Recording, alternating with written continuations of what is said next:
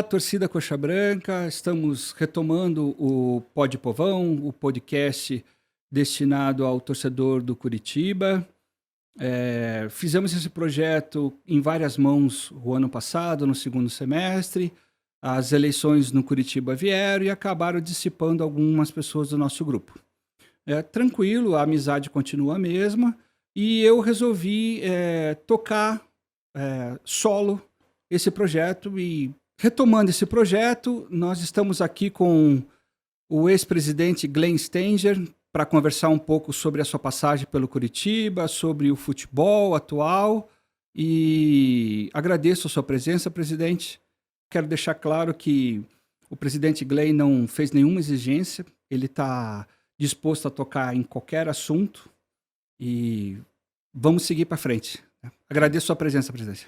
Ginato, fico feliz pelo convite e acredito que nesse momento já estamos há quase 2 anos longe da administração do Curitiba, e eu acredito que nesse momento seja muito importante que nós façamos algumas colocações, tenhamos algumas ponderações a fazer aqui, que o torcedor Coxa Branca, desse seu podcast, que eu sei que é bastante requisitado, vai gostar de ouvir, vai gostar de entender, vai gostar de saber os porquês que eventualmente alguma coisa tenha acontecido e do porquê aquele formato efetivamente foi feito. Eu acredito que será um bate-papo bem instrutivo. Eu vou voltar em 2017. Nós dois participamos de uma reunião pré-eleição com mais 4 pessoas, que não precisa citar o nome, para a gente fazer uma composição de todas as alas políticas do Curitiba. Sim. Né? Nós debatemos alguns assuntos e acabou não se evoluindo para isso. A gente queria fazer uma aclamação de uma chapa só e não uma eleição como ocorreu com 3 chapas. O senhor se arrepende de não ter evoluído nesse processo de juntar todos os grupos políticos? É uma pergunta bastante interessante. Eu creio que o ideal para o Curitiba sempre fosse que nós tivéssemos um destino, um traçado único. Mas, infelizmente, eu estou no Conselho do Curitiba desde 2008. Desde 2008. Não estou mais. Desde 2008. E desde lá eu nunca consegui ver, Reginato, sinceramente eu nunca consegui ver uma unidade de pensamento, uma unidade de ações. São grupos que têm ideias bastante divergentes. Não estou falando aqui nem ideias erradas e nem ideias certas, mas divergentes, bastante divergentes. Então, o ideal sim seria que fosse feito, talvez naquele momento, um trabalho de união. Mas analisando de maneira mais ampla, de maneira mais vendo o Curitiba por dentro, como ele funciona, eu particularmente acredito que essa situação nunca conseguirá ocorrer, nunca conseguiria ocorrer, mesmo que nós quiséssemos fazê-la, que nós quiséssemos montá-la. Não teria como. A política dentro do Curitiba sempre foi muito 8 ou 80. Não há como você unir os mesmos ideais, os mesmos conceitos e as mesmas práticas numa administração única. Já partindo para a sua gestão, Tá? O senhor era o 3º vice-presidente. Sim. Né? Houve a vacância de 2 vice-presidentes que saíram e o Conselho Deliberativo, que cabe ao Conselho Deliberativo, suprir esses cargos. Sim. O senhor poderia contar para mim como é que foi isso mais ou menos? Eu posso fazer alguns passos atrás? Claro. Então vamos lá. Eu acho muito importante que o torcedor saiba como tudo aconteceu sempre e essas situações fiquem em aberto e com clareza. Abertas com clareza, na verdade. Desde o primeiro momento, eu trabalhei na composição do grupo que se elegeu em 2020. Desde sempre eu compus o grupo. Desde nunca era para eu estar no G5. O G5, à época, seria composto pelo Guilherme Prosdóximo, como integrante do nosso grupo. Ele nunca disse nem o sim e nem o não, e poucos dias, eu sinceramente não me recordo o prazo, do efetivo registro da chapa, ele preferiu não estar mais trabalhando no G5, estaria auxiliando o processo como um todo, mas não gostaria de ser colocado no G5. Perfeito, posicionamento pessoal dele, nada Nada a reclamar, contudo, uma vaga estava em aberto. Lembro como se fosse hoje, o presidente Folador me ligando e pedindo para que eu estivesse ocupando essa vaga como candidato ainda, né? Não éramos eleitos como candidato, e nesse meio tempo ele faria todos os contornos necessários para que as outras vagas também fossem supridas de acordo com aquilo que ele imaginava como o melhor para o G5.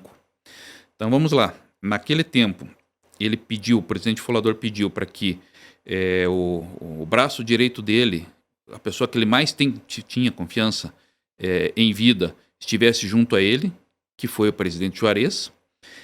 Não tínhamos ainda a figura do Marcelo Almeida definida como integrante do G5. Até aquele momento ele não tinha dado o sim para nós. Estávamos sim num processo de namoro com o Marcelo Almeida, mas até então ele não tinha dado o sim definitivo. E já tínhamos conquistado para nós, trazido para nós, para o nosso grupo, o Osiris. Uma pessoa sensacional, uma pessoa fora de série. Então, tudo começou por aí. Na verdade, eu não deveria estar no G5, porque não era eu o nome para ali estar naquele momento. Uhum. Mas, por tudo isso que aconteceu, integrei o grupo. Integrando o grupo, o que aconteceu então? Marcelo Almeida, com alguns meses de gestão, preferiu preferiu não estar à frente do projeto. Opção pessoal dele, não temos nada que dizer, nem positivamente nem negativamente. A pessoa tem todo o direito de estar ou não estar no processo na data em que ela queira. E aí veio a tragédia. Porque em momento algum, ninguém iria imaginar que o líder do projeto, que a figura exponencial do projeto, viesse a falecer. Tá?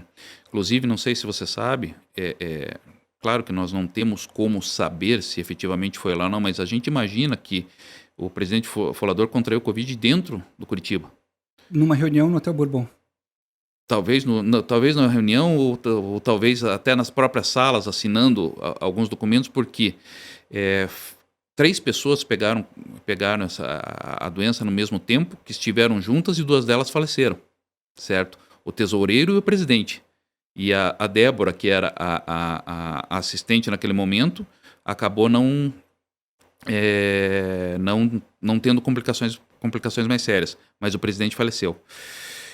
E aí veio uma coisa muito difícil, Reginato, muito difícil. Eu lembro também como se fosse hoje. No dia após o enterro do presidente Folador, recebi uma ligação do presidente Juarez dizendo: Glenn, eu não tenho nem condições físicas. Ele também tinha passado por um processo muito penoso com a Covid, ele tinha perdido muitos quilos e, mais que isso, a capacidade de reação, inclusive, a eventuais outras doenças que viessem a ele.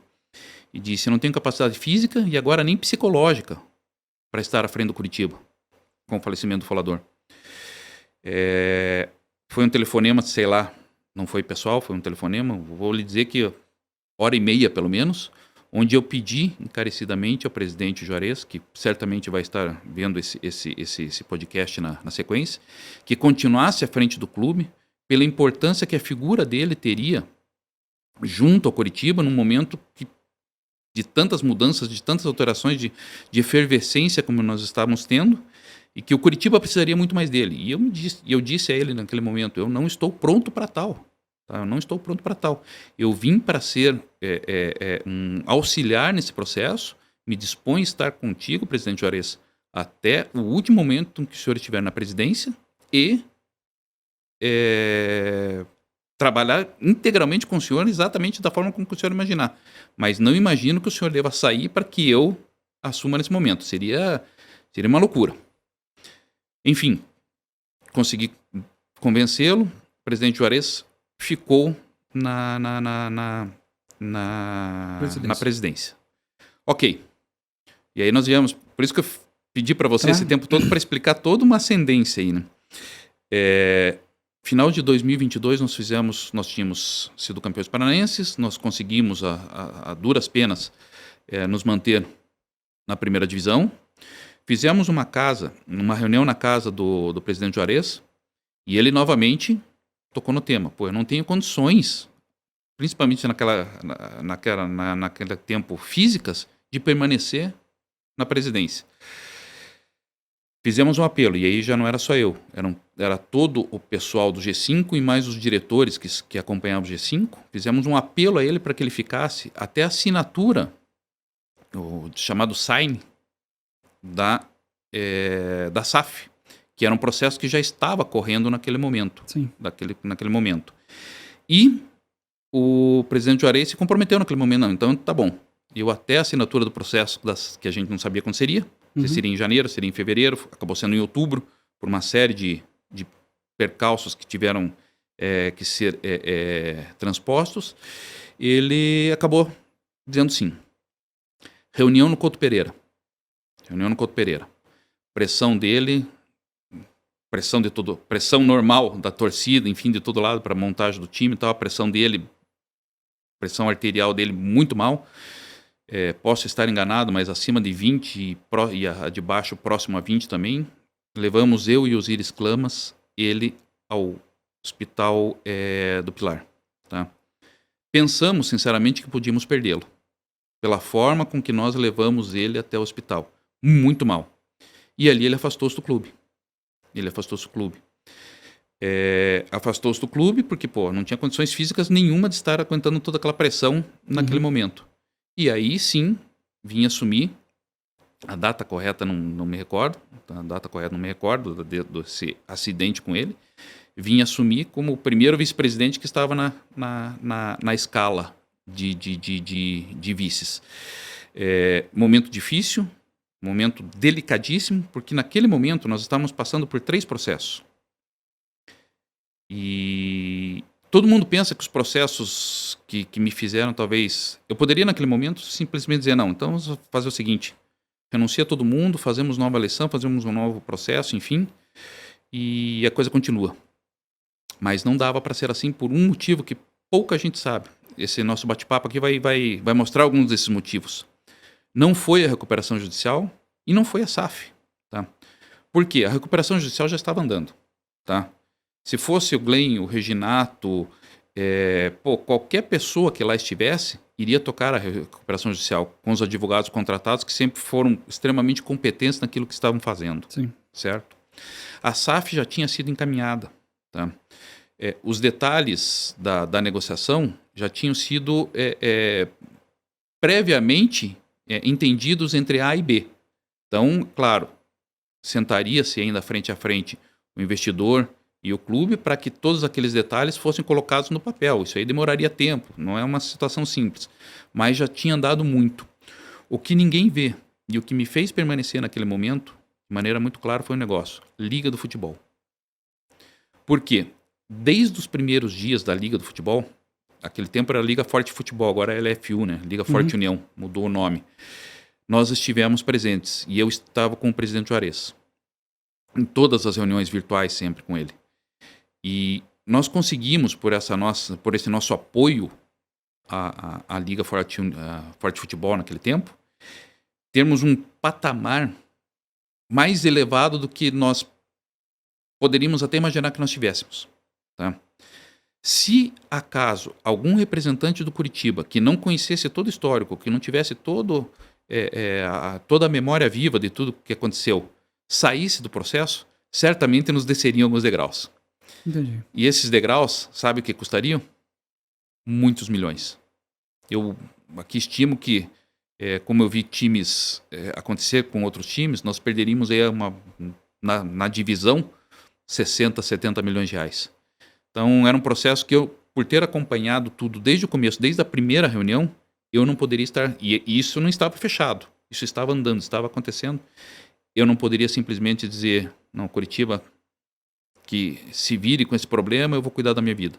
Não, nesse momento eu tive que estar junto para que nós conseguíssemos nos manter naquele patamar, naquele degrau que nos fez ter a receita que a Liga destinou ao Curitiba. Basicamente, esse é o andar da carruagem. O senhor citou a recuperação judicial e teve uma entrevista sua nesse período que estava se fazendo a recuperação judicial. Sim. Justificando que a RJ do Curitiba traria alguns anos de estabilidade financeira para o clube. Sim. Após a conclusão da recuperação judicial, o que mudou? São duas situações diferentes. A recuperação judicial trouxe não diria uma segurança, mas uma estabilidade que o clube não tinha há décadas. Você acompanha o momento financeiro do clube e fez com que o clube tivesse, principalmente naquele momento, a possibilidade de honrar todos os compromissos de uma forma que estivesse dentro do seu fluxo de caixa. E conseguiria-se sim, se mantivéssemos os investimentos de acordo com a divisão que a gente viesse a estar no futebol brasileiro, tá? Cumprir, honrar com os compromissos. Contudo, detalhe, em momento algum a gente conseguiria investir. A gente conseguiria manter, honrar os compromissos. Isso eu tenho certeza plena que a gente conseguiria fazer. Agora, você me pergunta, Reginato, nós conseguiríamos investir no novo CT? Nunca. Sem uma nova fonte de recursos, sem um novo negócio, sem um novo modelo, nós não conseguiríamos ter um novo CT. Acho que nós temos a mesma paixão pelo Couto Pereira. Sim. Quem que não gosta do Couto Pereira? Couto Pereira está bastante velho. Quem efetivamente está lá dentro sabe de toda a manutenção necessária, de tudo que é necessário fazer mês a mês, dia a dia no Couto Pereira. E efetivamente enxuga gelo. Porque você arruma aqui, aparece ali. Arruma lá, aparece aqui. Isso tudo custa muito. E não atende mais uma série de requisitos também que segurança pública, polícia, bombeiros, enfim, vem a todo momento implantar. CBF, vem a todo momento implantar. Nós gastamos muito dinheiro, por exemplo, com uma situação que ficou muito bacana, mas que num primeiro momento foi exigência da própria CBF. Qual foi ela? Iluminação. Lembra-se como era a nossa iluminação há pouco tempo? Se nós não precisássemos, gastar tanto dinheiro como nós gastamos com iluminação, talvez pudéssemos investir mais em uma série de coisas, inclusive tem jogador de futebol na época. Mas o Couto Pereira e o CT têm uma demanda muito grande de investimento para sua reforma, para sua manutenção, tá? E esse dinheiro talvez não volte como deva voltar, porque eles sempre vão ser aquilo que eles estão. O nosso CT, por exemplo, precisa de uma série de situações que os CTs mais avançados têm. Hotelaria para os meninos, tá? Central de imprensa, necessário, nós temos, acredito que você já foi lá. Já foi, cozinha. Cozinha dentro de como é que chama? Container, tá? Cozinha dentro de container. Então tem uma série, os jogadores fazem os descansos quando treinam 2 períodos, que eles dormem nesse meio tempo, que eles normalmente entre manhã e tarde, por vezes eles tiram um descanso nesse meio tempo, dentro de containers. Então, no futebol de primeiro mundo, isso não se vê mais. Tá? Basicamente essa situação. A recuperação judicial daria para a gente continuar pagando e vivendo a mesma coisa sempre. Agora, se nós quiséssemos investir, ter alguma coisa diferente, pensar num futuro, como a gente sempre quis pensar no Curitiba, diferente no futuro, nós teríamos que ter outro viés. A dívida do Curitiba aproximada na época da recuperação judicial era 260 milhões. Certo. A recuperação judicial foi feita em cima de 114 milhões. Certo. Uhum. Da onde chegou esse termo? A diferença de 260 para 114, você pode explicar isso? Pergunta perfeita. Muita gente até hoje não entendeu isso. Tá? Até hoje não entendeu isso. Deixa eu vender um pouquinho o peixe nosso. Claro. Tá? Antes da recuperação judicial, houve uma pré-recuperação judicial. Qual foi essa pré-recuperação judicial? O Curitiba sempre teve aquele... o termo é até meio chulo, mas enfim, aquele embarrigamento de impostos. Que a cada vez mais avolumava, e essa bola de neve nunca diminuía. Tá? Pelo contrário, só aumentava, e criava grandes problemas para o clube. Tá? O torcedor normalmente não vê essas coisas. O torcedor é aquilo que a gente sempre fala. Tá? O time ganhou, ok, o time perdeu, terra arrasada.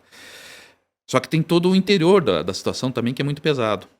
Antes da recuperação judicial, nós conseguimos fazer vou usar um termo que não é correto, mas é para que as pessoas entendam, uma recuperação judicial dos impostos. Tá?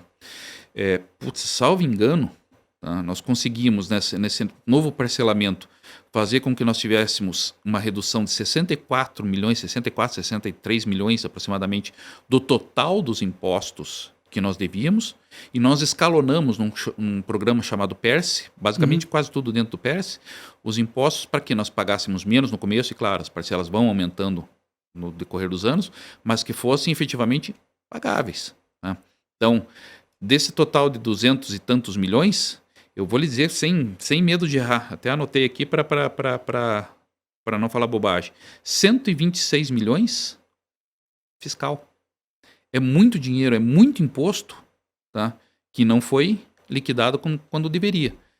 E se a gente colocar ainda os 63, vamos colocar mais 60 milhões em cima, que foi o desconto que nós conseguimos por ter ingressado nesse parcelamento e cumprido com as exigências desse parcelamento, nós estaríamos falando só fiscal em 186 milhões de reais. Aí nós temos 30 milhões, eu anotei aqui para não esquecer, tá? Que já faz 2 anos que nós não estamos mais lá, então não é tão simples de lembrar das situações. Algo em torno de 30 milhões em banco, que o investidor assumiu.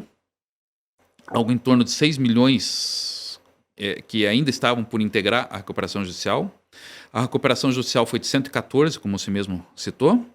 E tem mais um detalhe que ninguém põe na conta, mas ainda vai aumentar um pouquinho o valor total. São as dívidas chamadas ilíquidas. O que são as dívidas ilíquidas? Onde está o maior...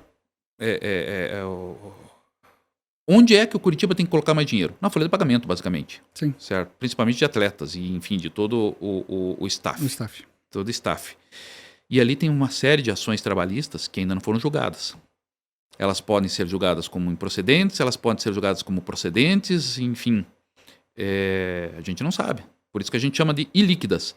Essas ilíquidas estão junto nesse montante todo que o investidor terá que pagar. Queria fazer um registro aqui importante. Na nossa gestão, claro que sempre vai haver ingresso de ação trabalhista, principalmente aquele funcionário que se sente desprestigiado, coisa parecida.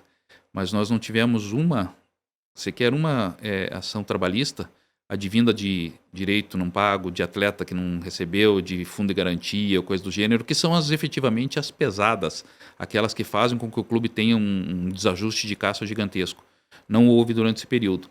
Isso ajudou bastante também a que a gente pudesse, não pagando essas ações, não tendo que pagar ações desse tipo, a gente pudesse canalizar talvez para pagar os impostos de acordo com o parcelamento que nós projetamos. Quando você fala em recuperação judicial de 114 milhões, geralmente o valor a ser pago com os credores é menor. É menor. O senhor tem ideia de valor? O valor era acima de 114, foi estipulado 114, já com desconto dos credores, ou ele é 114 e vai diminuir? E vai diminuir. A grande sacada está no seguinte, tá?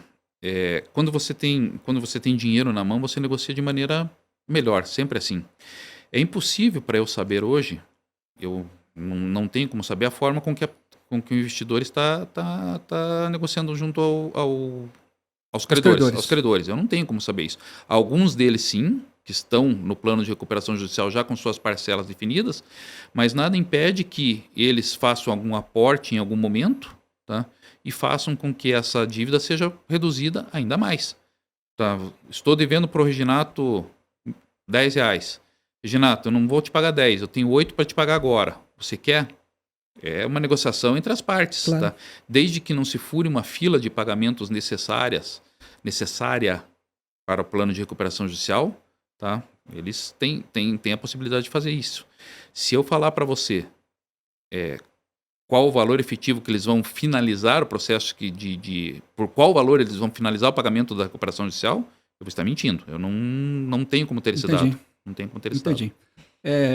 Falando em valores devidos, eu me lembrei agora de um fato no começo da gestão de vocês, que foi um vazamento de um contrato de empréstimo.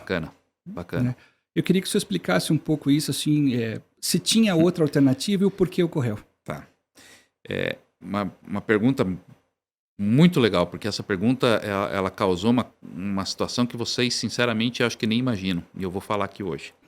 Primeiro, algumas pessoas muito importantes para o Curitiba tiveram que fazer um empréstimo para o clube naquele momento, um empréstimo ponte, e de valores bastante razoáveis. Por quê? Não era surpresa nenhuma, O Baggio, que era o financeiro à época, já tinha nos dado exatamente o panorama financeiro de como era do que a gente viria a assumir. Então, o Baggio foi foi extremamente profissional naquilo que nos passou à época, ok? Mas nós tínhamos um desafio. Até fevereiro nós tínhamos X milhões para pagar e não tinha isso no caixa. Não tinha isso no caixa. Então, algumas pessoas fizeram um empréstimo a Curitiba e naquele empréstimo, tá, o que acontece? Tinha a atualização monetária. Não tinha juro. Tinha atualização monetária. Algumas pessoas do próprio grupo, tá? O futebol é cheio de ego. É uma coisa que eu aprendi. Eu vou, ao final desse nosso bate-papo, eu vou fazer vou te contar uma coisa que eu ouvi ontem num velório de um amigo. Em que um conselheiro que lá estava junto comigo, tá, falou para mim, e é muito apropriado para esse momento aqui. Alguém que talvez tenha se sentido menos atendido nas suas reivindicações, tá?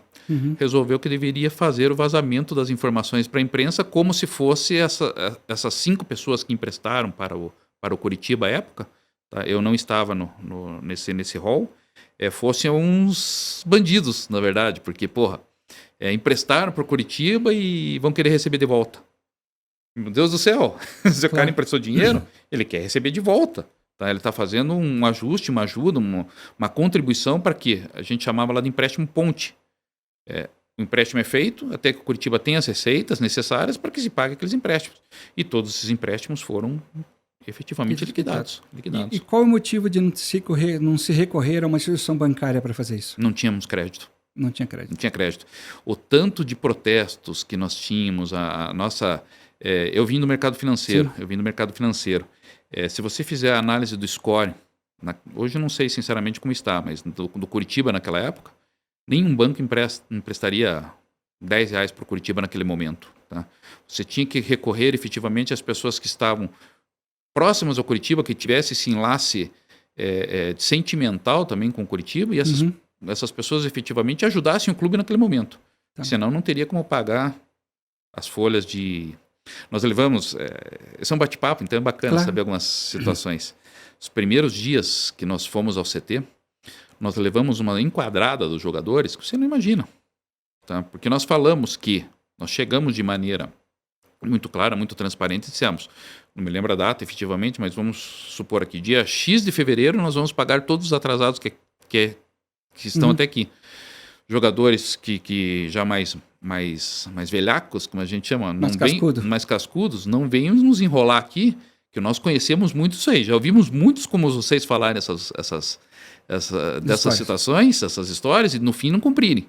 Nós vamos cumprir com tudo que nós vamos nos comprometer com vocês. Mas vocês não venham, por estarem começando a administração de vocês, querendo nos enganar, nos ludibriar. Por exemplo, a primeira vez que nós fomos no CT já foi uma pancada na cabeça. E tinha muita coisa por pagar lá ainda. Coisa por pagar. Mas nunca escondido, tá? Fazer um registro ao Baggio aqui. O Baggio sempre nos mostrou todas as dificuldades e tudo que ele percorreu aquele tempo. A gente estava ciente das dificuldades que viriam. Sim.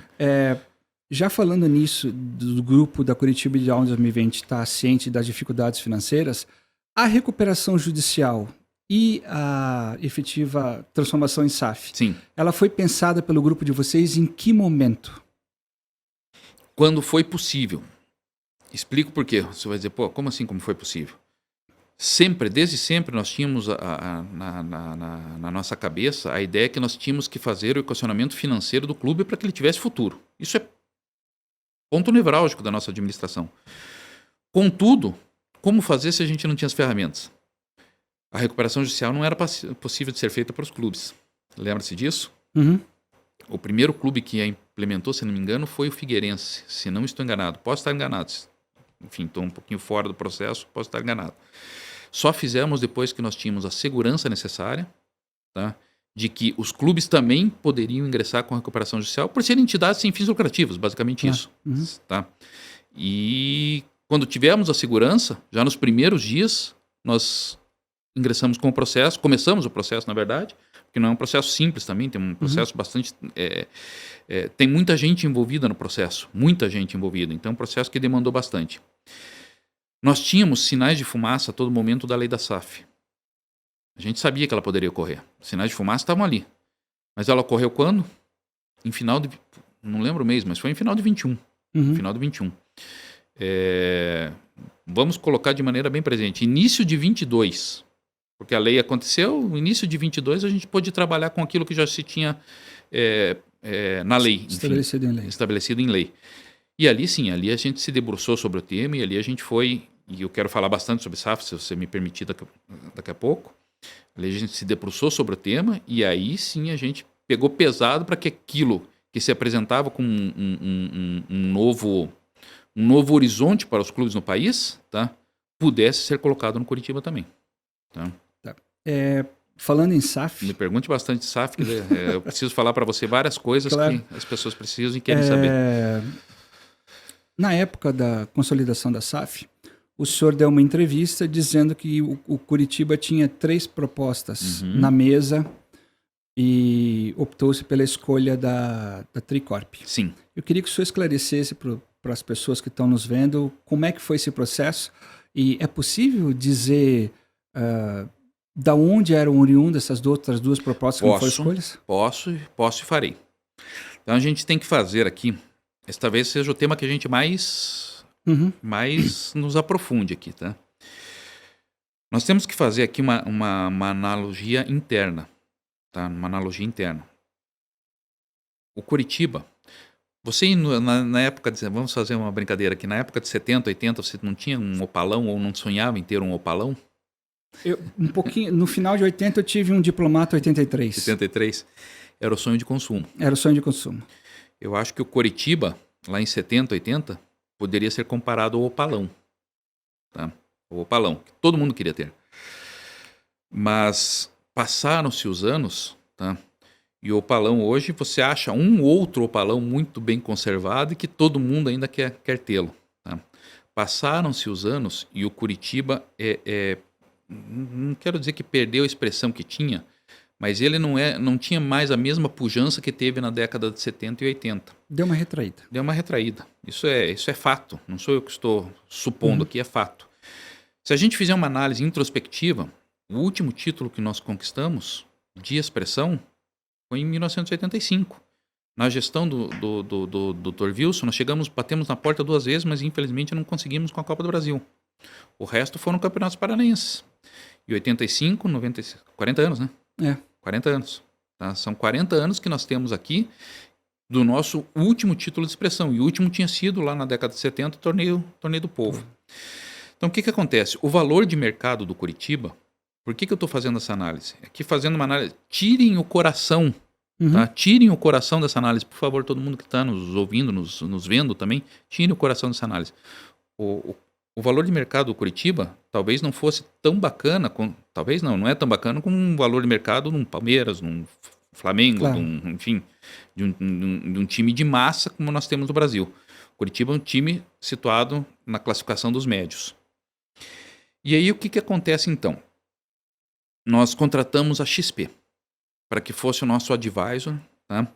E pelo mundo inteiro, e esse documento aqui que depois eu vou deixar você dar uma olhada, que eu trouxe aqui, que as pessoas devem estar vendo ali pelo vídeo, tá? Ela ofereceu para mais de 70 possíveis investidores no mundo todo, da Arábia, dos Estados Unidos, da América Central, da América do Sul, brasileiros, enfim. Por fora da XP, houve um investidor austríaco que fazia parte da primeira investidura no Red Bull Bragantino, né, que veio nos contactar. Mas ele não veio pela XP, ele veio diretamente a nós. Tá? Esse era um dos cidadãos que tinham colocado proposta conosco. Nunca colocou uma proposta firme. Sempre falou em investimentos e sempre investimentos apenas, única e exclusivamente no quê?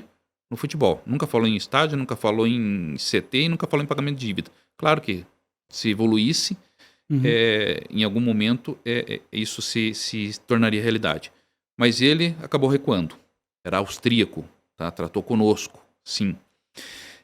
Nunca colocou uma proposta firme. Dos 70 investidores do mundo todo, Reginato, por que eu falei do Curitiba talvez não tivesse o valor de mercado e talvez a pujança necessária que os investidores queriam para aquele momento? Alguns investidores era um sonho para nós. Por exemplo, se pegar o Grupo City, mas nós já estávamos atrasados, porque o Bahia já estava lá. Tá? Então, eles, pela lei, você sabe que eles não podem ter dois clubes, não tem como. Então, o Grupo City, nós até queríamos que a investida deles fosse no Curitiba, mas naquele momento o Bahia já estava alguns passos à frente. Desses investidores, 2 apresentaram proposta. Falando de 70, 2 apresentaram proposta. Eu não vou citar o nome dos outros, mas depois eu te mostro em off quem foi a outra empresa que citou. Pode falar de que país é? Estados Unidos. Estados Unidos. E vou fazer isso com muita tranquilidade pelo seguinte: quando as duas chapas, eu não quero falar em política aqui, pelo amor de Deus, tá? Não vim aqui para falar de política. Mas quando as duas chapas que concorreram à última eleição foram registradas, eu chamei representante de ambas ao meu escritório para que ambas vissem esse documento aqui, tá? E eu mostrasse exatamente isso que eu estou falando para todo mundo agora. Que nós tivemos, a XP apresentou Curitiba para 70 players, como a gente chama no mundo inteiro, e desses 70 players, se me permitir, até vou abrir o documento para deixar mais explícito quem andou mais e quem andou menos, mas propostas formais ao Curitiba vieram duas. Só me permita abrir o documento aqui, que de cabeça, efetivamente, eu não sei. Mas é necessário para que todo mundo saiba por onde nós andamos. Aqui, ó. Então, nós fomos apresentados para 22, mais 34 são 56. 56 com mais 14 são 70. 72, tá? 72, tá? Não foram 70, foram 72. Dessas 72 empresas, investidores, pessoas físicas, pessoas jurídicas, fundos de investimento, empresas, enfim, aqui tem de tudo. 22 sequer responderam. Mostraram interesse zero pelo processo. 34 delas declinaram de imediato.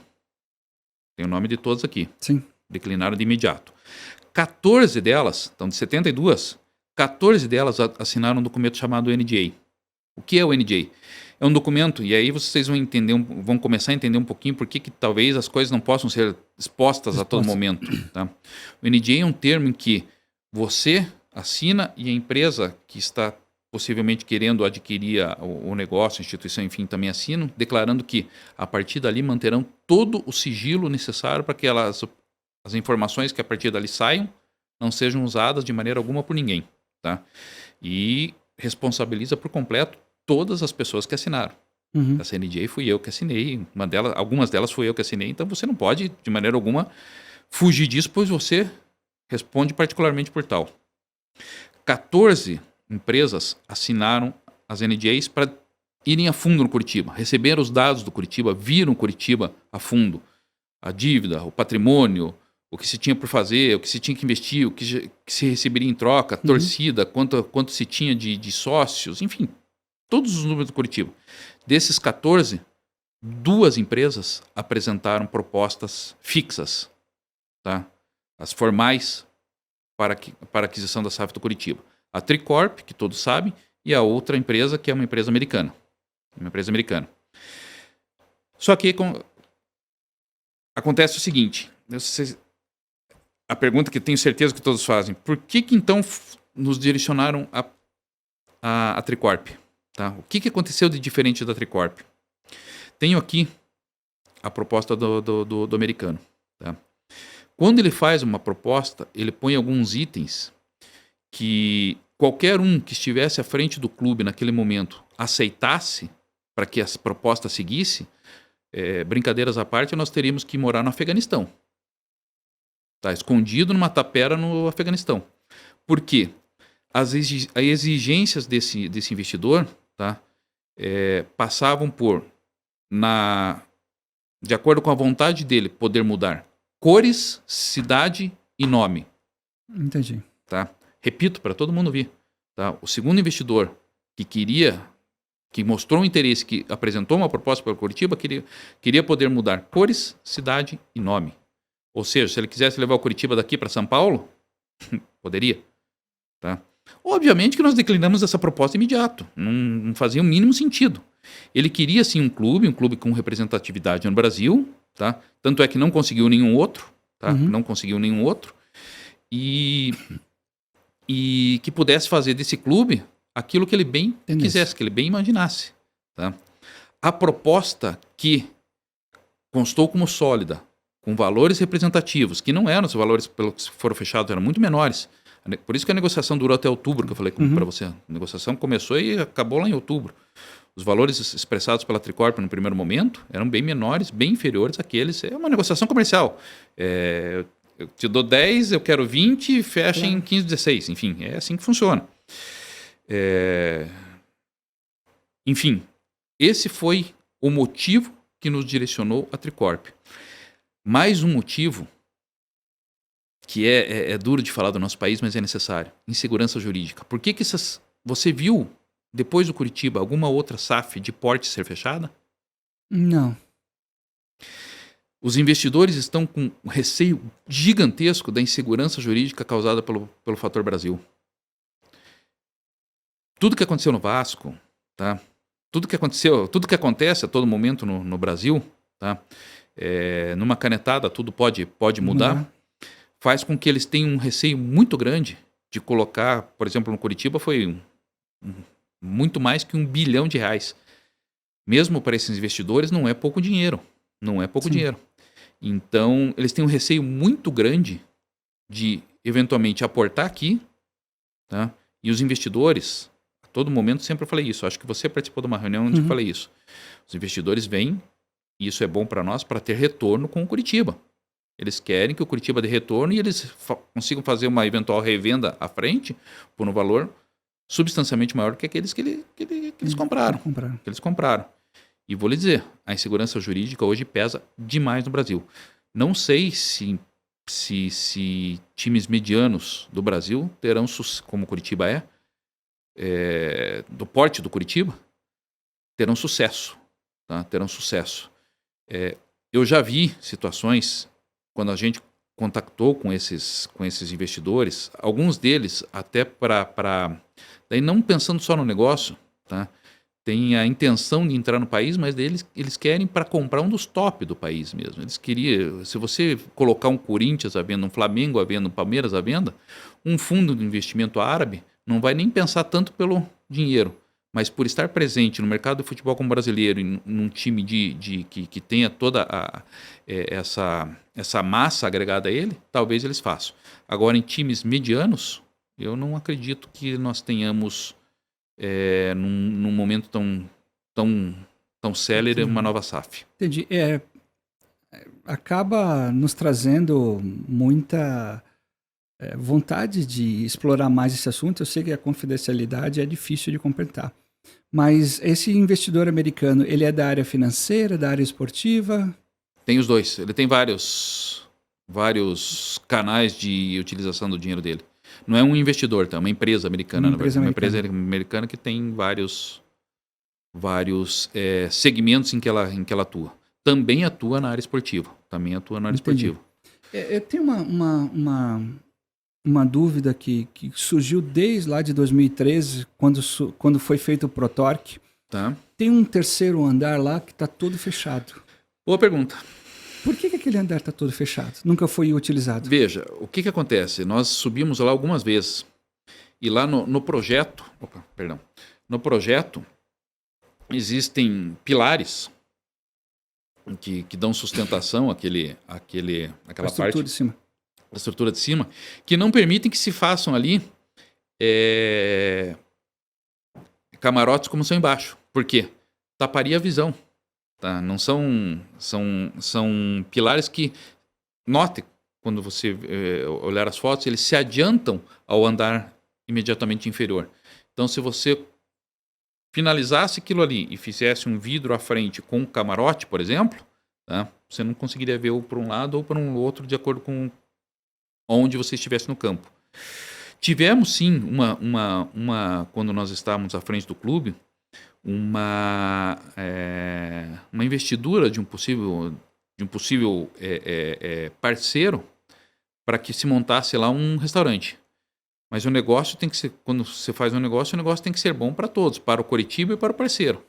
O parceiro queria apenas e tão somente que a receita fosse para ele pagaria um FII mensal ao Curitiba, um aluguel. não nos pareceu óbvio naquele momento que isso fosse bacana. Talvez fosse uma negociação assemelhada ao que se teve com a churrascaria, que todo mundo sabe que tantos anos demorou para que se pudesse ser retirada dali. Talvez até num primeiro momento, você precisando de receita, se diga, nossa, que maravilha, venha que eu preciso desse aluguel. Mas no médio e no longo prazo, não nos pareceu. Se não houvesse a participação nos lucros desse empreendimento para o Coritiba, não teria por que a gente andar com a situação. Tá? E camarote, infelizmente, a não ser que se refaça, e aí nós nunca tivemos dinheiro para isso, talvez se recorte aqueles pilares e se consiga fazer alguma coisa diferente lá. Não sei se é possível, que eu estou supondo apenas. Tá? Entendi. E nós nunca tivemos dinheiro sequer para fazer o estudo, se isso seria possível ou não.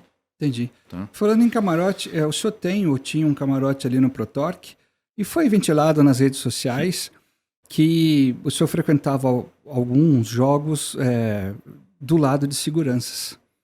Né? Como é que... Queria a sua opinião sobre isso, assim, o que o senhor pode falar sobre isso? Renato, é um assunto delicado, mas já que você tocou, então o que acontece? Eu não tenho um camarote, eu sou coproprietário de um camarote. Eu e mais 3 pessoas locamos um camarote como qualquer outro coxa branca ou qualquer empresa queira fazer. Tá? Então é meu e de mais 3 pessoas, certo? E o que acontece? O investidor, e aqui eu agora estou fora do clube, posso falar, o investidor não acertou no futebol até agora. Tá? Perdão, agora, eu estou bastante crente que esse grupo que está unido da forma que está possa dar resultado.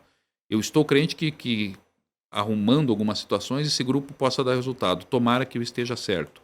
Mas, enfim, desde que a Tricorp assumiu efetivamente o futebol, direto ou indiretamente, tá? Posso te falar quando foi agora, não tem problema nenhum em falar sobre esse tema, tá? Nós tivemos insucessos constantes. E que, efetivamente, obviamente, se eu estou passando pelo estádio, tá? Algum torcedor que às vezes tomou 1 ou 2 a mais pode vir me cobrar. Isso é normal, acontece. Lembro como se fosse hoje também. Na inauguração do novo museu, por sinal achei que ficou bastante bonito. O Bruno Dancona estava lá e eu falei pro Bruno, eu deixo meu carro lá atrás, e, eu passo pelo estádio inteiro ali embaixo. Se você puder disponibilizar um segurança para que eu faça esse trajeto, não pedi para segurança nenhum estar em minha porta nunca. Mas para que eu fizesse esse trajeto, sim, pedi. Que eu faça esse trajeto e não tenha nenhum dissabor, até que vocês arrumem a situação do futebol. O futebol nos permita vir com mais tranquilidade ao clube. Tá? Se você puder fazer, eu agradeceria. Ele me disse o seguinte, obviamente que eu não posso perpetuar isso a você, palavras do Bruno, não vou perpetuar você, mas eu entendo a situação e nesse momento pode usá-lo. Então eu saía lá de trás do estacionamento onde eu colocava o carro lá atrás, certo? E vinha até o camarote com segurança sempre. Isso acontecia. Tá? Tão normal quanto. E vou lhe dizer, acredito eu que qualquer outro cidadão que tenha passado não só eu, mas qualquer outro cidadão que tenha passado pela presidência do clube ou que passará pela presidência do clube, tá? Deva ter esse benefício. Não diria um benefício, porque essa assessoria, porque não é nenhum benefício. Você tem que estar no lugar sabendo que talvez tem que ter um segurança do teu lado, não é um benefício. Né? Entendi. O senhor falou em futebol, assim, a intenção desse podcast nunca foi falar sobre bola. Nós temos vários programas da torcida do Coritiba, muito bons, com análises perfeitas, justas, então a gente deixa isso para outra pessoa. Tá. Mas eu queria falar da sua gestão, você falou um pouco da atual gestão da SAF. Sim. Em 2021 e 2022, vocês contrataram aproximadamente 50 jogadores. O senhor não acha que é muito? Acho, e vou te explicar o porquê. Sim. Tudo tem um motivo, tem um porquê. Você vê o Flamengo contratando quantos jogadores por ano? Poucos. O Palmeiras? Poucos. O Internacional? Alguns. Tá, já poucos. Vai baixando, mas já vai subindo já. O Grêmio? Também. Vai subindo. Tá. O grande dificultador dessa história é o seguinte, a falta de dinheiro. Você vai dizer, não, você contrata bastante porque você não tem dinheiro? Tá. Porque por vezes não, na maioria das vezes, você tem que assumir alguns riscos com atletas que têm um custo dentro daquilo que o teu orçamento pode aceitar, que pode pagar. Então, você sabe, quando você está contratando, que aqueles atletas tem-se toda uma análise dos jogadores, daquilo que performou em outro clube, daquilo que já fez, enfim, na carreira e tal. E você sabe que você quereria mais, tá? O Flamengo contrata tão pouco porque ele sabe exatamente, tenho visto eles tentarem contratar o tal do Jorginho já há 1 mês, 2, se não me engano. Mas fecharam o contrato. Fecharam o contrato? Então, 1 mês, 2 que eles estão batalhando por isso, porque eles querem aquele jogador, eles têm o dinheiro para buscar aquele jogador que vai desempenhar aquelas funções, eles sabem da qualidade dele, enfim. Tá? Nós temos um orçamento limitado e dentro desse orçamento nós tínhamos que fazer com que o orçamento desse cria, certo? Então você acaba contratando mais jogadores, tá? Para suprir as ausências, necessidades que você tem no seu time. E nem sempre as necessidades são cumpridas. Esse é o grande problema. E veja que não é um problema apenas do Curitiba. Se nós analisarmos os times que estão mais ou menos na mesma faixa etária, faixa que a gente... Eu costumo nos comparar muito com o Bahia. Agora, o Bahia contratou muito pouco também, né? O Bahia contratou muito pouco. Já se estabeleceu num nível diferente. O Sport, por exemplo, que estava num nível razoavelmente parecido com o nosso, não sei se não contratou mais. Tá? Porque eles não têm o dinheiro necessário para fazer as contratações assertivas. Acaba-se errando muito porque tem-se que fazer uma contratação que não efetivamente era aquela que você queria que fosse feita. Erra-se pela falta de dinheiro. Eu me lembrei de uma coisa agora que acaba virando meme na nossa torcida. O senhor falou uma frase que, na época da SAF, que o senhor não queria que o Curitiba fosse um clube satélite, né? Como Bragantino, Bahia. Sim. E isso acabou reverberando até hoje. Sim. O senhor se arrepende de ter falado essa frase? Nós temos aqui, vamos fazer uma comparação. Não dá para comparar cebola com laranja, são coisas distintas. Tá? Se eu fosse um satélite como o Bahia talvez eu me arrependesse sim, tá? Porque é um satélite do City. Tá? O Bragantino, que você citou agora, nós estaríamos mortos. O Bragantino hoje é a 7ª maior dívida do país. Não sei se você tem acesso. Não. Pode pesquisar no Estadão da semana passada, o Bragantino tem a 7ª maior dívida do país. Por que eu digo que nós estaríamos mortos? Nós não conseguiríamos sair mais desse buraco novamente. Certo?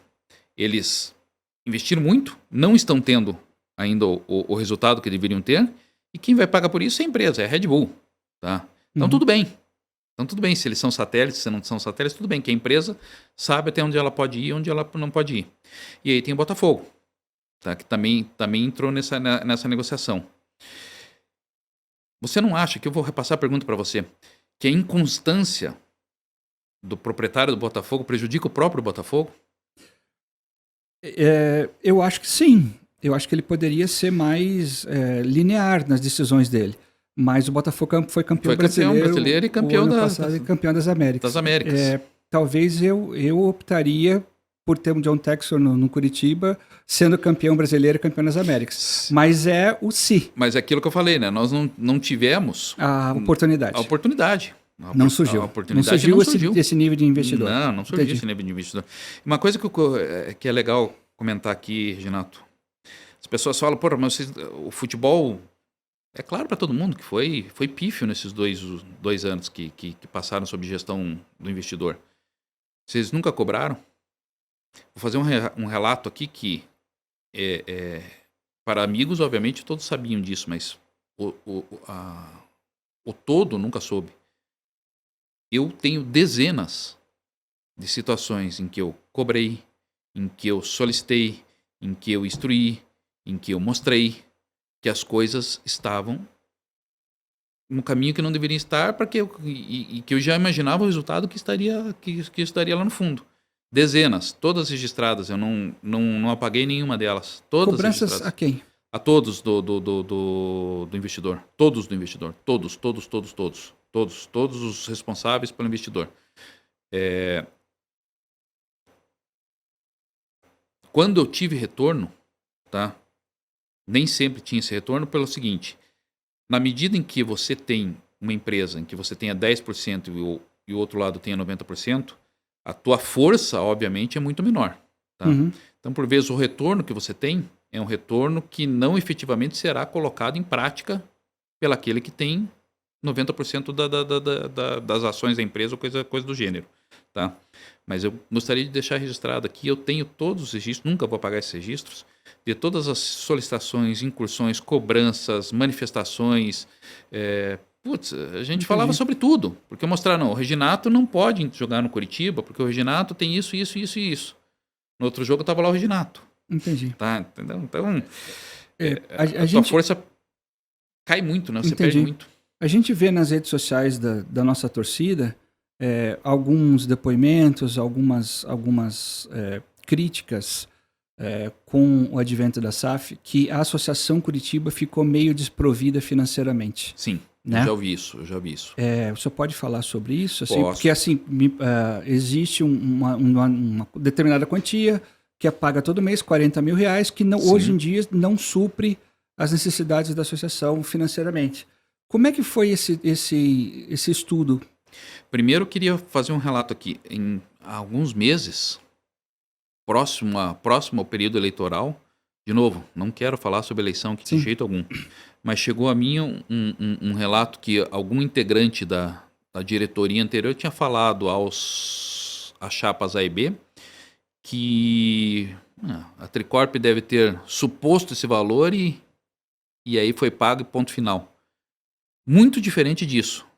Como eu te disse, todos esses registros nós ainda temos, assim como esse aqui que eu fui buscar agora, para que não se falem coisas que não condizem com a realidade.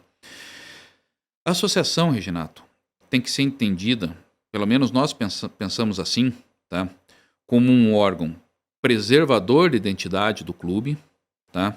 Um órgão de muita cobrança em cima de tudo aquilo que foi colocado no contrato para que o investidor faça com que aquilo seja cumprido de maneira efetiva. Tá? E basicamente são essas as duas incursões maiores da associação. Aí você pode navegar por um monte de outras situações que a associação pode fazer, sim, mas as maiores, no nosso ponto de vista, são essas: preservar a memória, a identidade e a cultura do clube, certo? E fazer com que a cobrança efetiva de que tudo aquilo que foi colocado no contrato seja cumprido. Nós fizemos, eu não tô, esse detalhamento eu não tenho na mão agora, tá? Mas a associação, desde 1909, tá? Os gestores da associação nunca foram remunerados, nem nunca serão, acredito eu. Para que ela funcione, ela enxugou-se demais, tá? A associação não tem mais aquele tamanho, não tem mais funcionários, tudo. O Curitiba é futebol, basicamente é futebol. E o futebol está sob a batuta, sob o guarda-chuva da SAF. As despesas estão lá. O que foi mensurado à época e foi colocado para a Tricorp, e isso infelizmente eu não trouxe aqui, senão também te mostraria, é que a associação teria que ter uma estrutura mínima para que ela funcionasse. O que é essa estrutura mínima? Uma secretária, tá? Um contador, um jurídico, tá? Uma sala para fazer os eventos com os conselheiros, enfim, e materiais necessários para o dia a dia da associação, eventualmente as licenças de software e tal.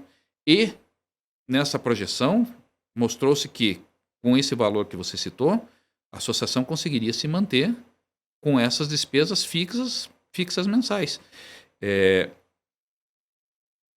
Se você imaginar que a associação precise ter mais coisas além dessas, talvez você precise projetar um orçamento superior para a associação. Entendi. Mas naquele momento onde a gente viu que a associação precisa preservar o patrimônio do clube, cuidar do patrimônio, quem cuida é a gestora, mas ela precisa preservar a imagem desse patrimônio como um todo. E fiscalizar o contrato, ela perde muito das suas atribuições anteriores. Entendi. E com isso ela se resume a menos gente, não tenha dúvida.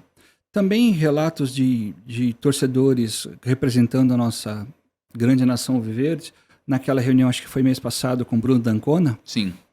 Ouvimos relatos de que veio da associação o número de 30, o Couto Pereira numa reforma, novo estádio, o número mínimo seria de 30 mil lugares.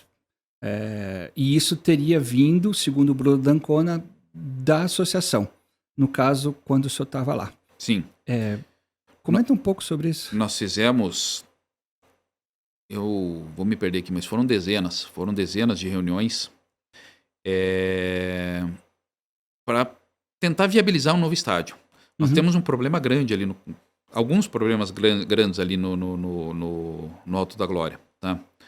Nós não teremos as benesses que o pessoal de baixo teve, principalmente no tocante a percentual de utilização de área. Isso é bastante delicado. Nossa área não é tão grande, Reginato. Nossa área não é tão grande para a execução no mega estádio. Tá? Então, para adequarmos aquilo que se tem na legislação, aquilo que se permite fazer e que se pede, inclusive, pelos órgãos, como eu falei há pouco, bombeiro, segurança pública, Sim. enfim, você tem que ter algumas condições mínimas inclusas nessa área e que dê conforto e acessibilidade para todos. Por exemplo, vou colocar uma situação. Dificilmente em algum projeto a área da Protorque seja demolida, pelo menos por fora. Uhum. Por quê? Dificilmente você conseguiria hoje, na nova normatização, eu não me recordo qual é a ZR que atende ao Alto da Glória, que nós tivéssemos um avanço como se tem naquele lugar. Nós temos o alvará de lá, então problema zero. Mas se nós demolíssemos e pedíssemos novamente, talvez não tivéssemos sucesso. Quando se fizeram todos esses estudos, tá, houve capacidade de 30 mil, houve capacidade de 38 mil, houve capacidade de 34 mil, de acordo com mais camarotes, com menos camarotes, com mais espaço para uma pseudo geral, coisa parecida. Então, teve uma série de situações, inclusões ali, que trafegaram entre 30 e 38 mil, certo? O que foi definido, o que foi falado, e quando se fala associação, eu gostaria de registrar uma coisa que machuca, acho que a todos lá. Nenhuma decisão, nenhuma situação, nunca, desde os primeiros dias do presidente Folador até os últimos dias em que nós saímos de lá, foi tratada de maneira individualizada. Todas as situações foram tratadas em comitê por todos os componentes que ao final dessa reunião faço questão de falar, traduziram aquilo que era melhor para o clube nesse momento. Sem delongas e sem enrolação nenhuma. Não foi pedido para ninguém fazer um estádio com 30 mil, de maneira alguma. Não foi pedido isso para ninguém. O que foi mostrado é que, no mínimo, tá, você teria que ter um estádio para 30 mil e que elevasse a capacidade a máxima possível para aquela área que a ZR permita. Isso sempre foi falado. Agora, pedido para alguém fazer um estádio de 30 mil? Não. Isso no momento algum foi feito. Sobre o novo CT, como que o senhor avalia essa morosidade? Nós estamos há 2 anos ouvindo, as licenças estão saindo, tá saindo. Eu vou dizer mais uma coisa para você. Não são 2 anos. Isso começou em 2021. Eu acredito que agora, não estou mais próximo aos processos para saber, mas elas andaram muito, tá, Reginato, de 2021 para cá. Fazer uma analogia, talvez, que não seja tão correta, mas necessária. Quanto tempo demorou a Ponte de Guaratuba? Para tirarem as licenças de lá, demoraram décadas. Nós temos eu não diria que é um problema ambiental, não é um problema. Curiosidades que acho que a torcida do Curitiba gostaria de saber. Por exemplo, no mapa do IAT, que é o Instituto Água e Terra, que faz o monitoramento daquela área, tá? Tinha-se, por exemplo, que ali nem existem mais as árvores. Eu conheço o terreno lá, não existem nem mais as árvores lá. Era um ponto de passagem de algumas aves migratórias. E que você não poderia utilizar aquela área, porque as aves migratórias todos os anos passariam por ali. Sequer as árvores mais existem. Isso foram décadas e décadas atrás. Só que o IAT, o processo junto ao IAT é um processo que eu julgo como bacana, inclusive, para que ninguém faça nenhuma uma coisa da forma com que imagina, com que seja certa e não como efetivamente deva ser, demora. Tem audiência pública, tem interesse da sociedade ao lado, né? Tem que se efetivamente ver se todas as condições que são mostradas nos projetos serão as condições atendidas. E o IAT demora. Então, você falou em 2 anos. Começou em 21. Entendi. Começou em 21. Estamos há 4 já. Eu imaginava que demoraria, tá? Não vou mentir. O senhor acha que um gestor de um clube de futebol mediano como Coritiba, ele precisa necessariamente entender de bola? Não. Por quê? Sou direto com você, não. Ele precisa ter ao lado dele alguém que saiba, que ele confie demais, que ele tenha total confiança e que entenda de bola. Na nossa gestão, nós teríamos 2 pessoas. Tá? Nós teríamos 2 pessoas. Quem são essas pessoas? Quem eram essas pessoas, na verdade? Tá? O presidente Folador, que jogou no Curitiba, ele conhecia muito desse todo, ele conhecia muito. E Osíris Clamas.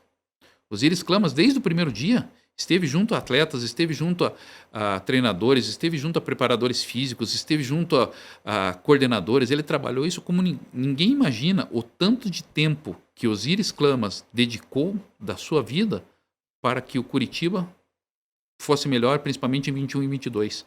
E ele entendia, como ele participou, em 1985, não sei se você sabia disso, ele era júnior, se não estou enganado, do time campeão. Então, ele conhece, apesar de não ter seguido na carreira de atleta, Sim. ele conhece bastante do dia a dia dos boleiros. E como é que o senhor vê alguma mudança no futebol do tempo que o senhor era dirigente de futebol e hoje em dia?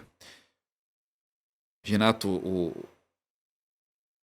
eu talvez não agrade as pessoas com o que eu vou falar agora aqui, mas acho que é necessário, tá? Estou muito desgostoso com o futebol. Muito desgostoso. Eu não vou falar agora do tempo que eu era dirigente, mas antes. Me parece que antes o futebol era mais agradável de ser visto, tá? Hoje o futebol é mais... O que acontece? Vou falar de campo e fora de campo, tá? O futebol em si é muito quadrado, tá? É muito quadrado. Não se tem mais a magia que nós tínhamos nos jogadores. Eu não digo nem de antigamente. Vamos buscar há pouco tempo. Romário, Ronaldo, Ronaldinho... Rivaldo. Década de 90. Década de 90, estamos falando há pouco tempo. Eram caras que faziam a coisa de maneira diferente. Hoje você pode ver, o goleiro vai sair com a bola lá de trás, vai sair tocando para o zagueiro, o zagueiro vai vir um cara do meio, um volante que teoricamente tem que saber sair, vai vir receber aquela bola que vai entregar para lá e tal. E é sempre a mesma coisa, linha baixa, linha alta, tá? Parece que não muda, é um quadradinho. Daí quando você consegue furar essa linha, você vai lá, cruza e faz o gol ou não faz. Então isso, sinceramente me deixa muito saudoso. E fora do futebol, fora do jogo em si, do campo em si, eu queria abrir aqui para você algumas situações. Eu conheci muito pouca gente durante o tempo que eu estive lá que respeitou o Curitiba como deveria respeitar. E eu acho que faria isso com qualquer outro clube. E só fiz um amigo, amigo mesmo, amigo de verdade, vou abrir aqui para vocês, no mundo do futebol. Eu vi gente respeitando o Curitiba bastante. Eu vi o William Farias respeitando o Curitiba. Me desculpem se eu esquecer de alguém aqui, por favor, que isso é ruim quando você começa a enumerar. Eu vi o Henrique, zagueiro, respeitando o Curitiba como ninguém. Muitos falam dele. Eu vi o Egídio, tá? Sendo um leão para aquele time chegar onde chegou, jogando, não jogando, tá?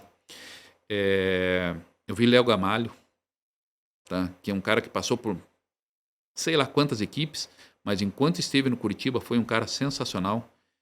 Eu vi Castan, que sempre foi muito questionado pela torcida do Curitiba, tá?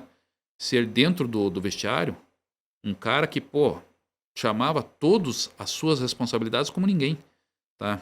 Então, eu vi o professor René Simões trabalhar pelo Curitiba, de uma maneira muito intensa. Me desculpem se eu estiver esquecendo alguém, mas esses que eu citei aqui, eu tenho muito respeito por eles, muito respeito. Fiz um amigo próximo mesmo, no futebol, que talvez seja uma pessoa que esteja fora, talvez não, está fora do círculo, desse círculo normal que a gente vê hoje em dia, que é o Gustavo Murinigo. O paraguaio é uma pessoa fora de série, uma pessoa que se dedicou demais ao Curitiba, uma pessoa que deixou sua família em muitos momentos pelo Curitiba, e que talvez se nós não tivéssemos aquele momento uma pressão tão grande, o presidente era o Juarez ainda, nós não estávamos à frente do clube, uma pressão tão grande, nós tivemos 2 resultados adversos, acho que se não me engano Santos e Atlético Mineiro, e Atlético Mineiro foi aos 47 do segundo tempo, a torcida inteira pedindo para ele sair, nós não teríamos desligado, pela figura humana que ele era, pelo profissional que ele era, por tudo que ele fez pelo Curitiba no tempo que ele estava ali. É um cara fora de série. E no mundo do futebol, daí nos diretores, na diretoria, eu me espelhei muito num cara, num tempo que a gente estava lá. Conversei muito com ele, um cara que hoje está apanhando demais, mas demais. O futebol, por vezes não, é ingrato. Me ajude se eu estiver errado. Fortaleza, acho que estava na Série D. Chegou à Série D ou a Série C? Chegou à Série D. Chegou à Série D, né? Boa parte da recuperação disso tudo foi pelo Marcelo Paz. Marcelo Paz, dono de escolas lá em Fortaleza. Um cara que eu tive o prazer de estar com ele, sei lá, umas mais de 10 vezes, conversando com ele, assim como a gente está conversando aqui. E é um cara que pensa como nós. Tá? Um cara que pensa como nós. Quer fazer o bem para o futebol. Tá? E aí você começa a contar nos dedos. O Yuri do esporte é um cara muito bacana, um cara apaixonado pelo esporte. O Alessandro do Inter foi um cara que nós tivemos um bom contato e é um cara que se dedica demais pelo clube também. E o Júlio do Avaí, um cara fora da curva. Mas aí você já começa a não achar mais pessoas que falem a mesma linguagem que você, que têm os mesmos conceitos que você. O senhor ainda se envolve com essas pessoas ligadas ao futebol hoje em dia? Nenhuma. O contato que eu tenho, sendo muito franco, eu falo direto com ele, é com o Murinigo. Tá? Com o Murinigo. Falei com o professor René Simões algumas vezes, mas outras situações, que o professor René Simões faz cursos motivacionais e tal, talvez conseguisse unir o útil ao agradável em alguma situação dele, mas nada com futebol. O Murinigo fala uma vez a cada 15 dias, falo com ele sim, porque é um cara bastante diferenciado, como eu disse para você. Agora, dos outros, não mais. O senhor voltaria a se candidatar a um cargo eletivo no Curitiba? Não. Por quê? A resposta é muito clara. Sempre você tem na sua vida que ponderar ônus e bônus. Sim. Tá? Qual é o ônus? Gigante. Muito. Qual foi o bônus? Não sei. Então, quando você tem que fazer com que a sua vida seja equilibrada, a sua vida tem que ser equilibrada. Então, a toda atividade que você... É um pensamento que eu tenho, tá? Toda atividade que você faz, que você trabalha nela, tá? Tem que te trazer aquilo que você esteja imaginando dela, ou dinheiro, ou felicidade, ou... Enfim, não sei. Tá? O Curitiba... todos nós entramos no Curitiba plagiando o nome da chapa, com um ideal, certo? Nós fizemos aquilo que nos foi permitido para o momento, tá? E muitas vezes foi imputado a gente algumas situações que nem eram de nossa responsabilidade, tá? E nem são de nossa responsabilidade, nem serão de nossa responsabilidade. Mas, enfim... ficam maculadas na gente como se nós fôssemos culpados por isso ou por aquilo. Então, esse tipo de situação, não quero usar uma palavra forte aqui, mas magoa demais a quem lá esteve, dedicando-se por tanto tempo, tá? Tirando dinheiro do bolso às vezes, para que a coisa fluísse, para que a coisa acontecesse. E qual foi o bônus efetivo por tudo isso? Fizemos com que o clube eu falo por todos, fizemos com que o clube, eu acho que esse talvez tenha sido o maior bônus, o clube que nós temos uma paixão é muito fraco, o amor que nós temos pelo Curitiba, tá? Seja perpetuado. Nosso medo, Reginato, de todos ali, nosso receio, nosso medo, nossa angústia, era ver o Curitiba passando o processo que muitas equipes, e não vou mensurar aqui, estão passando, tá? E não era difícil de acontecer. Mas 4, 5, 6, 10 anos em que nós tivéssemos que investir muito mais do que aquilo que nós recebemos, que nós tivéssemos todo dia oficiais de justiça na porta, que nós tivéssemos penhoras, que nós tivéssemos atletas não querendo vir jogar no Curitiba porque sabia que não recebiam. Isso é a pior coisa possível. Empresário não querendo colocar jogador no Curitiba porque, não vou receber. Então, mais um tempo com isso acontecendo, tá? Eu não posso mensurar se 1, 2, 3, 5 anos, não sei. Mas o Curitiba caminhava por um caminho muito ruim. E com todo esse processo que nós participamos lá dentro do Curitiba, e aí vamos falar novamente, inclusão de liga, SAF e a recuperação judicial, nos dá a certeza que hoje o Curitiba tem uma perpetuidade que talvez, esse é o bônus, tá? Que talvez não tivesse se mantivéssemos a toada antiga. Tá? Entendi. A sua gestão à frente do clube e dos seus parceiros de chapa influenciam na sua vida hoje? Pessoal? Pessoal, muito, porque nós temos um relacionamento muito próximo até hoje, muito próximo. Eu vou falar de alguns deles aqui agora, se você me permitir. Claro. Tá? E a gestão no clube, o que acontece? Eu vou ser muito franco. Eu tive um episódio ruim até hoje no clube, num jogo que foi esse que houve o episódio com segurança, chamemos assim. Tá? Atrapalhava muito mais quando eu lá estava, porque você ia num domingo querer almoçar com a esposa, com família, enfim, e vinha alguém falar com você e você não tinha como não ficar meia hora, 40 minutos falando com a pessoa e a tua família almoçando. Hoje em dia, não interfere. Agora, no clube, nós ganhamos algumas amizades, algumas relações muito fortalecidas. Você me permite, por 2 minutos, falar sobre elas? Primeiro, Juarez Moraes e Silva. Tá? É um cara fora de série. Se ele estivesse íntegro, fisicamente e psicologicamente, pós-falecimento do Folador, ele teria dado muito mais pelo Curitiba e não sei até onde ele conseguiria ter chegado. Tá? Porque é uma pessoa que o Curitiba tem que respeitar por tudo que ele fez pelo Curitiba. Colocou o seu nome, colocou seus bens, colocou tudo que ele podia fazer pelo Curitiba, ele fez. Osiris Clamas dedicou todo o seu tempo. Osiris Clamas é dentista. Sim. Então ele tinha que sair daquilo que lhe dava dinheiro para se dedicar ao quê? Ao clube. E ele fez isso durante 3 anos, um custo pessoal muito grande. E é uma pessoa que não tenho um A para falar dele, em absoluto. Dr. Wilson Ribeiro de Andrade, nosso oráculo.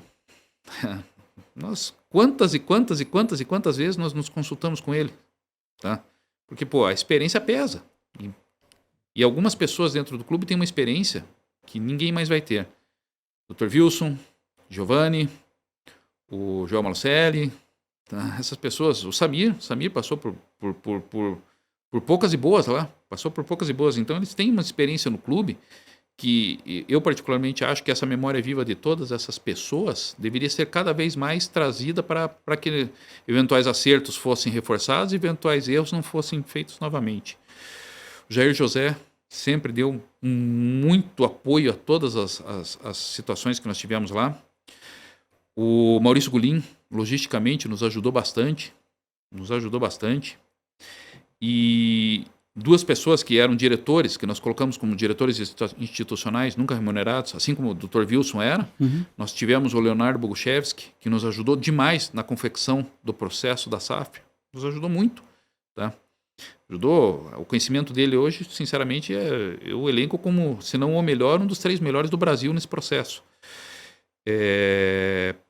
Por último, mas não menos, o Dinho Elache. O que ele trabalhou para que esse CT acontecesse, para que esse CT tenha as licenças que ainda não temos em mãos, o que ele mexeu com todo esse processo, com carinho, como se fosse dele, é uma coisa fora de propósito. Então, principalmente a essas pessoas, eu devo muito agradecimento, tá? Agradeço demais por eles terem participado desse processo. Friso novamente aquilo que eu te falei, não houve uma decisão durante... Presidente Renato Folador, que seria talvez um dos presidentes que estaria elencados na história do Curitiba como um dos melhores presidentes que o clube teve, mas infelizmente o nosso senhor acabou levando ele antes do que a gente imaginava. Então, essas pessoas nunca tomaram uma decisão sozinha. Nem eu, nem ninguém deste hall de pessoas tomou uma decisão sozinha. Todas as decisões em colegiado, sempre com muitas discussões, com muitos quebra-pauta lá dentro, que eu não penso igual a você. Mas quando se saía da sala, tá, as decisões eram firmes, tratadas com propósito por todo aquele grupo que administrou o clube naquele momento. Eu acho que a gente já se alongou demais, tinha bastante coisa para falar, mas tocamos em temas que eu acho que até então o senhor não tinha tocado nas suas entrevistas. Não tinha falado, não. Quero lhe agradecer. Durante a sua gestão, eu fui, às vezes, um pouco indelicado, lhe cobrei de alguma certa... Verdade. Algumas vezes lhe cobrei de uma certa veemência, algumas atitudes. Então, mas isso faz parte da minha personalidade. Quero lhe agradecer a participação aqui, esse bate-papo, e se surgir novas dúvidas, novas perguntas a serem feitas, eu vou lhe convidar novamente para a gente conversar e trazer esses temas à tona para o nosso torcedor.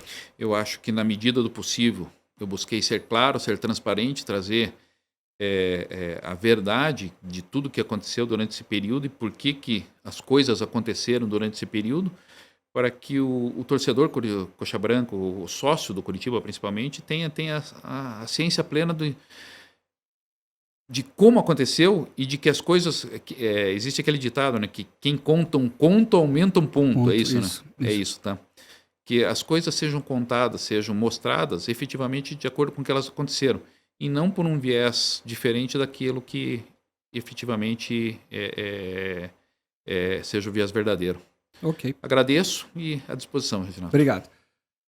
Estamos aí, torcida Coxa Branca, mais um bate-papo dos bastidores do Curitiba e quem sabe a gente volta daqui a algum tempo trazendo uma nova personalidade, um novo assunto para a nossa torcida. Um abraço a todos, saudações do Viverde, que Deus nos ajude nessa Série B.